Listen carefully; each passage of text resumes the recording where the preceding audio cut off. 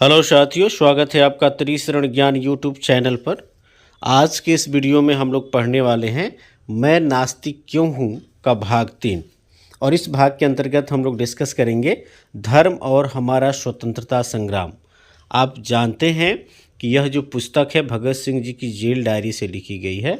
यह जो मैं पुस्तक पढ़ रहा हूँ इसका प्रकाशन सम्यक प्रकाशन ने किया है और इसके जो संपादक हैं उनका नाम है श्याम सुंदर सिंह। आइए, मई 1928 के कीर्ति में यह लेख छपा। कौन सी लेख की बात कर रहे हैं? धर्म और हमारा स्वतंत्रता संग्राम, जिसको भगत सिंह जी ने अपनी डायरी में लिखा है।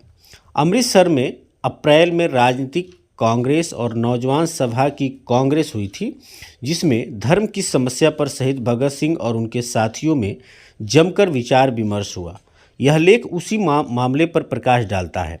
स्वतंत्र भारत के संकल्प की रूपरेखा तब कुछ निखरनी शुरू हो गई थी।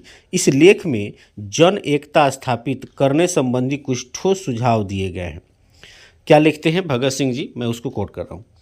अमृतसर में 11, 12, 13 अप्रैल को राजनीतिक कांग्रेस हुई और साथ ही युवकों की भी कांग्रेस हुई। 2-3 सवालों पर इसमें बड़ा झगड़ा और बहस हुई। उनमें से एक सवाल धर्म का भी था। वैसे तो धर्म का प्रश्न कोई न उठाता, किंतु सांप्रदायिक संगठनों के विरुद्ध प्रस्ताव पेश हुआ और धर्म की आड़ लेकर उन संगठनों का पक्ष लेने वालों ने स्वयं को बचाना चाहा। वैसे तो यह प्रश्न और कुछ देर दबा रहता, लेकिन इस तरह सामने आ जाने से स्पष्ट बातचीत हो गई और धर्म की समस्या को हल करने का प्रश्न भी उठा। प्रांतीय कांग्रेस की विषय समिति में भी मौलाना जफर अली साहब के 5-7 बार खुदा खुदा करने पर अध्यक्ष पंडित जवाहरलाल नेहरू ने कहा कि इस मंच पर आकर खुदा खुदा न कहें। आप धर्म के मिशनरी हैं तो मैं धर्महीनता का प्रचारक हूँ। बाद में लाहौर में भी इस विषय पर नौजवान सभा ने एक मीटिंग की। कई भाषण हुए और धर्म के नाम का लाभ उठाने वाले और यह सवाल उठ जाने पर झगड़ा हो जाने के से डर जाने वाले कई सज्जनों ने कई तरह की नेक सलाहें दी, है ना। कहा कि भाई ये नहीं होना चाहिए, अपना अपनी सलाह दिया। सबसे ज़रूरी बात जो बार बार कही गई और जिस पर माननीय भाई अमर सिंह जी झबाल ने विशेष जोर दिया, वह यह थी कि धर्म के सवाल को छेड़ा ही न जाए। बड़ी नेक सलाह है। यदि किसी का धर्म बाहर लोगों की सुख शांति में बाधा न डालता हो तो किसी को भी उसके विरुद्ध आवाज़ उठाने की क्या ज़रूरत हो सकती है। बहुत अच्छा बात उन्होंने बोला कि भाई किसी का भी धर्म है, यदि वह धर्म जो है किसी और के किसी काम में बाधा ना डाले, सुख शांति में बाधा ना डाले, तो फिर उसको बाहर उछालने की ज़रूरत ही नहीं है, तर्क बात करने की ज़रूरत ही नहीं है। लेकिन यदि धर्म जो है किसी की स्वतंत्रता को, किसी की सुख शांति को यदि वो प्रभावित करता है तो फिर उस पर बात होनी चाहिए। लेकिन सवाल तो यह है कि अब तक का अनुभव क्या बताता है। पिछले आंदोलन में भी धर्म का यही सवाल उठा और सभी को पूरी आज़ादी दे दी गई। यहाँ तक कि कांग्रेस के मंच से भी आयतें और मंत्र पढ़े जाने लगे। उन दिनों धर्म में पीछे रहने वाला कोई भी आदमी अच्छा नहीं समझा जाता था। यानी कांग्रेस के साथ ऐसा हुआ कि भाई धर्म की छूट दे दी गई, तो उसमें जो मुसलमान थे वो अपनी आयतें पढ़ने लगे, हिंदू अपने मंत्र पढ़ने लगे। जो भी धर्म कार्य में पीछे रहता था उसको अच्छा नहीं समझा जाता था। फलस्वरूप संकीर्णता बढ़ने लगी। संकीर्णता बढ़ने लगी कि मतलब वे अपने धर्म, अपने ईश्वर, अपने अल्लाह तक ही सीमित रहे, है ना। उनकी बखान बढ़ाई करने लगे, यानी वैश्विक धारणा उनकी क्या हो गई, खत्म होने लगी। ऐसा कह रहे हैं भगत सिंह जी। जो दुष्परिणाम हुआ वह किससे छिपा है।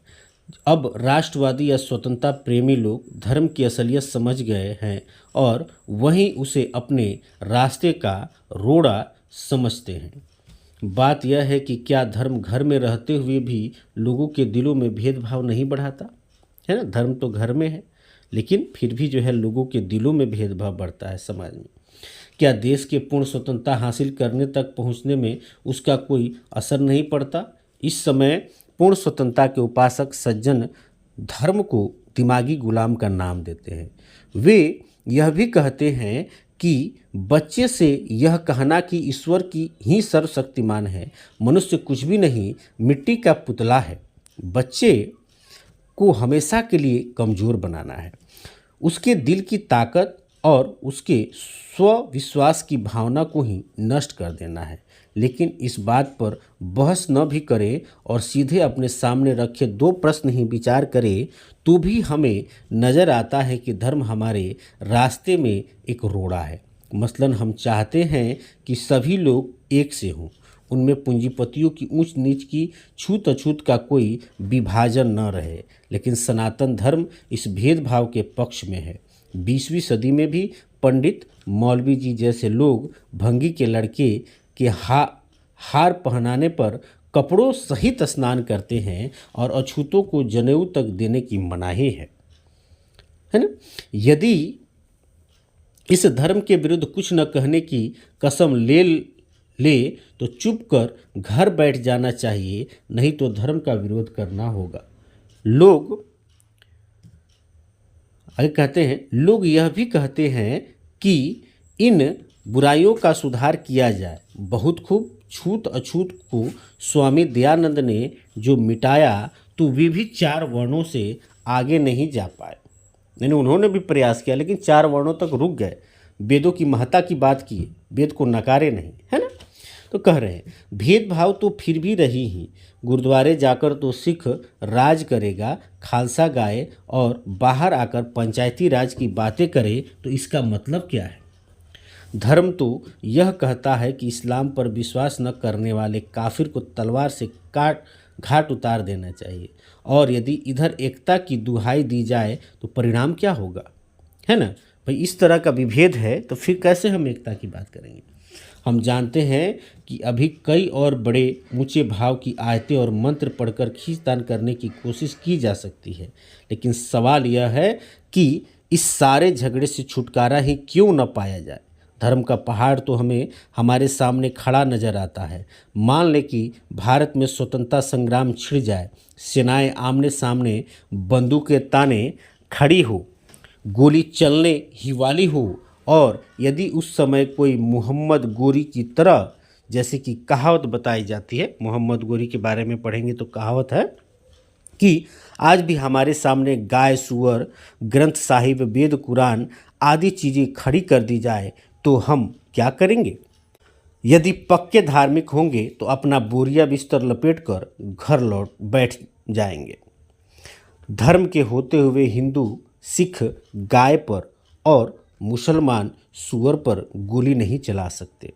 धर्म के बड़े पक्के इंसान तो उस समय सोमनाथ के कई हजार पंडों की तरह ठाकुरों के आगे लौटते रहेंगे, और दूसरे लोग धर्महीन या अधर्मी काम कर जाएंगे। तो हम किस निष्कर्ष पर पहुँचे।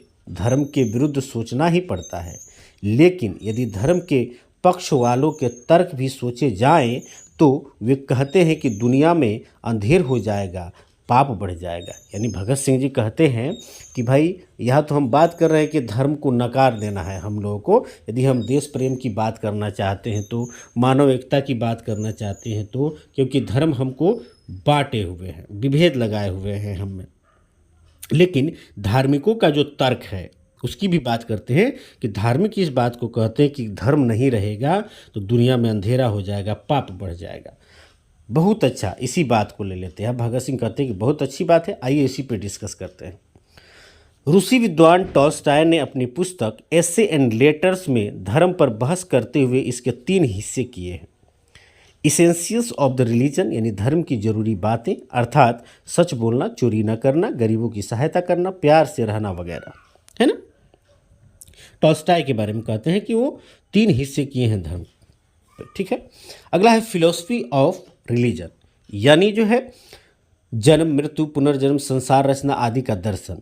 इसमें आदमी अपनी मर्जी के अनुसार सोचने और समझने का यत्न करता है। और तीसरा है रिचुअल्स ऑफ रिलीजन, यानी रस्मों रिवाज वगैरह। मतलब यह कि पहले हिस्से में सभी धर्म एक हैं, सभी कहते हैं कि सच बोलो, झूठ न बोलो, प्यार से रहो। इन बातों को कुछ सज्जनों ने इंडिविजुअल रिलीजन कहा है। इसमें तो झगड़े का प्रश्न ही नहीं उठता, वरन यह कि ऐसे नेक विचार हर आदमी में होने चाहिए। दूसरा फिलॉसफी का प्रश्न है। असल में कहना पड़ता है philosophy is the outcome of human weakness, यानी दर्शन जो है मानव के यानी आदमी के कमजोरी का फल है। जहाँ भी आदमी देख सकते हैं वहाँ कोई झगड़ा नहीं, जहाँ कुछ नज़र न आया वहीं दिमाग लगाना यानी लड़ाना शुरू कर दिया और खास निष्कर्ष निकाल लिए। अलग धर्म गुरु ने अलग कहा, दूसरे ने दूसरा कहा, तीसरे ने कुछ और कहा, जहाँ तक हमारी बुद्धि नहीं पहुँच पाई थी। वैसे तो फिलॉसफी बड़ी ज़रूरी चीज़ है, क्योंकि इसके बगैर उन्नति नहीं हो सकती, लेकिन इसके साथ साथ शांति होनी भी बड़ी ज़रूरी है। हमारे बुजुर्ग कह गए हैं कि मरने के बाद पुनर्जन्म भी होता है। ईसाई और मुसलमान इस बात को नहीं मानते। बहुत अच्छा, अपने अपने विचार हैं।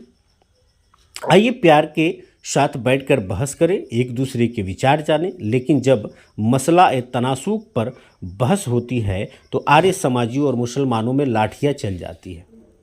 बात यह कि दोनों पक्ष दिमाग को, बुद्धि को, सोचने समझने की शक्ति को ताला लगाकर घर रखाते हैं।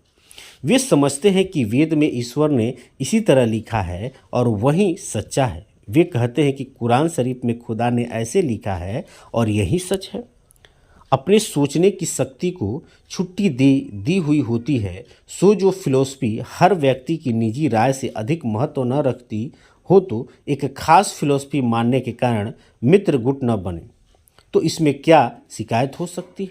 मतलब एक खास फिलॉसफी मानने के कारण भिन्न गुट न बने तो इसमें क्या शिकायत हो सकती है? अब आती है तीसरी बात, वो है रस्मों रिवाज की। सरस्वती पूजा वाले दिन सरस्वती की मूर्ति का जुलूस निकलना जरूरी है और उसमें आगे आगे बैंड बजाना भी जरूरी है। लेकिन हैरीमन रोड के रास्ते में एक मस्जिद भी आती है, वहाँ पे भगत सिंह जी लिखते हैं अपने क्षेत्र को लेकर। इस्लाम धर्म कहता है कि मस्जिद के आगे बाजा न बजे। अब क्या होना चाहिए? नागरिक आज़ादी का हक कहता है कि बाजार में बजाते हुए भी जाया जा सकता है, लेकिन धर्म कहता है कि नहीं। इनके धर्म में गाय का बलिदान जरूरी है और दूसरे में गाय की पूजा लिखी हुई है। अब क्या हो? पीपल की शाखा काटते ही धर्म में अंतर आ जाता है तो क्या किया जाए, है ना? यानी पीपल का जो पेड़ है, हिंदू उसको पूजा करते हैं और उसको मुसलमान काट दे तो फिर बवाल हो जाए, इस बात को कर रहे हैं। तो यही फिलॉसफी व रस्मों रिवाज के छोटे छोटे भेद बाद में जाकर नेशनल रिलीजन बन जाते हैं और अलग अलग संगठन बनने का कारण बनते हैं। परिणाम हमारे सामने है। सो यदि धर्म पीछे लिखी तीसरी और दूसरी बात के साथ अंधविश्वास को मिलाने का नाम है तो धर्म की कोई ज़रूरत नहीं, इसे आज ही उड़ा देना चाहिए। यदि पहली और दूसरी बात में स्वतंत्र विचार मिलाकर धर्म बनता है तो धर्म मुबारक है। लेकिन अलग अलग संगठन और खाने पीने का भेदभाव मिटाना जरूरी है। छूत अछूत शब्दों को जड़ से निकालना होगा। जब तक हम अपनी तंग दिली छोड़कर एक न होंगे तब तक हम में वास्तविक एकता नहीं हो सकती। इसलिए ऊपर लिखी बातों के अनुसार चलकर ही हम आज़ादी की ओर बढ़ सकते हैं। हमारी आज़ादी का अर्थ केवल अंग्रेजी चंगुल से छुटकारा पाने का नाम नहीं, वह पूर्ण स्वतंत्रता का नाम है। जब लोग परस्पर घुल मिल कर रहेंगे और दिमागी गुलामी से भी आज़ाद हो जाएंगे तो इसको जो है पूर्ण स्वतंत्रता के नाम से जाना जाएगा, वही आज़ादी होगी। इस तरह की बात भगत सिंह कहते हैं कि भाई आज़ादी का मतलब ये हुआ, सिर्फ ये लोग ना समझे कि हम अंग्रेज़ों से मुक्त हो गए तो हम आज़ाद हो गए। आज़ादी का मतलब हो गया कि बहुत सारी चीज़ों से हम मुक्त हो जाए, जैसे एक दूसरे से विभेद न रहे, एक दूसरे के प्रति द्वेष न रहे, किसी प्रकार का पाखंड और अंधविश्वास न रहे, धर्म की अंधता न रहे। इन तमाम चीज़ों से हम पाखंड, अंधविश्वास से, धर्म की अंधता से, भेदभाव से, परस्पर द्वेष से यदि हम मुक्त हो जाते हैं तो उसको जो है आज़ादी मानी जाएगी, वही पूर्ण स्वतंत्रता होगा। ठीक है, thank you for watching this video guys.